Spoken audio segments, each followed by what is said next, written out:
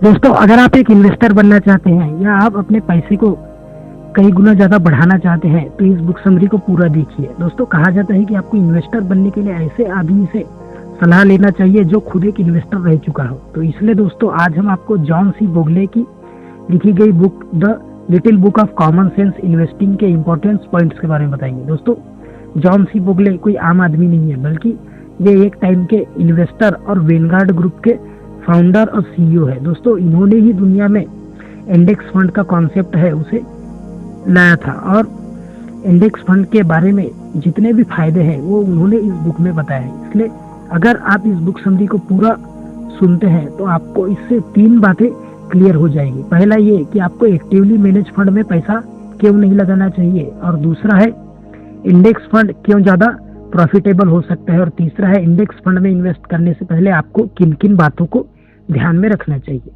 चलिए पहले पॉइंट की बात करते हैं। पहला है दोस्तों, एक्टिवली मैनेज फंड के जरिए स्टॉक मार्केट में पैसा लगाना बहुत ज़्यादा नुकसान का सौदा है, क्योंकि जब आप एक्टिवली मैनेज फंड में पैसा लगाते हैं तो उसमें आपको जो भी ब्रोकर होता है या जो भी बीच का मैनेजर होता है उसको कुछ फीस देना पड़ता है। और वही दोस्तों, बहुत से लोगों को स्टॉक मार्केट की बातें कम समझ में आती है, वो स्टॉक की कीमत का अंदाजा ही नहीं लगा सकते, इसलिए अक्सर वो अपने पैसे को डुबो देते हैं। ऐसे में अपने पैसे को एक्टिवली मैनेज फंड को दे देते हैं, जहां पर एक जो एक्सपर्ट व्यक्ति है वो सारे लोगों के पैसे को मिला करके अपने इंफॉर्मेशन के अकॉर्डिंग स्टॉक मार्केट में किसी स्टॉक को सिलेक्ट करता है और उन पैसे को उस स्टॉक में लगा देता है। लेकिन वो अपने फीस को पहले ही काट लेता है और उसके साथ में ब्रोकरेज फीस भी देना पड़ता है। इसके कारण प्रॉफिट है वो घट जाता है।